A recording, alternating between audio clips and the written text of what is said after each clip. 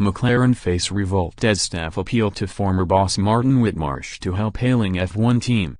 McLaren's beleaguered management are facing the revolt from disgruntled staff who are putting together a delegation to vent their frustrations to former boss Martin Whitmarsh. Sportsmail understands that patience broke earlier in the week when racing director Eric Boullier led the usual post-race debrief in the Woking factory, at which it was admitted they were at a loss to explain the car's lack of performance. Members of the shop floor were so furious at what they saw as the incompetence of their leaders that they plan to enlist Whitmarsh's support as a last-ditch attempt to help turn around the ailing team. "Enough is enough," said one source. "A delegation is being pulled together." Whitmarsh, who spent 25 years at McLaren before leaving as team principal in 2014, is a potentially influential ally because of his close links to the company's shareholders, especially his longtime friend, the French-Saudi Arabian billionaire Mansour Rajat. This is not the first time Whitmarsh has been contacted by staff since Zak Brown took charge 19 months ago. Whitmarsh revealed, "People at McLaren said they would send me a letter about the situation. I told them not to send it to me, but to Mansour." The anonymous letter was sent last year. Since then McLaren, winners of the 20 World Championships that make them the most successful British team in Formula One history, have split from engine partners Honda, costing the team a £60 million severance payment.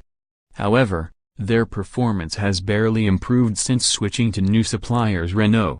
They were desperately slow in qualifying for the Canada Grand Prix a week ago today, starting 14th and 15th. The lean streak has left Bollier's position under threat, with one source saying the Frenchman has lost the dressing room.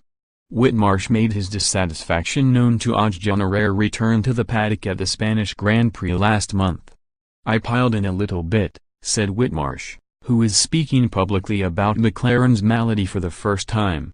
"I love the team and I am desperately sad to see what it has become.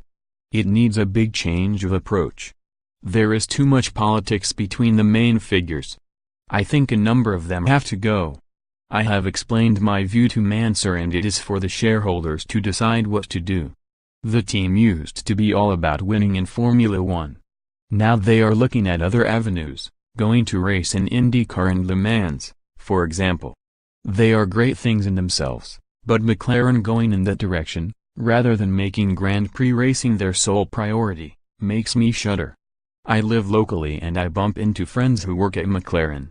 They are disappointed with what is happening and remonstrate with me."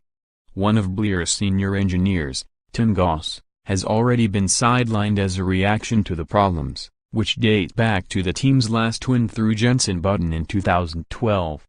"Tim Goss's departure pitched me over the edge," said Whitmarsh, whose own tenure as team principal provokes mixed feelings at Woking.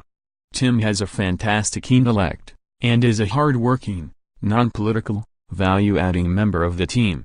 He was scapegoated. He may not have all the answers, but he would on a solution from first principles." Whitmarsh will be at Le Mans this weekend watching McLaren's Fernando Alonso and former driver Button compete in the 24-hour race before heading back to England early next week. "If a delegation showed up at my door, I wouldn't turn them away," added Whitmarsh. "They know where I am.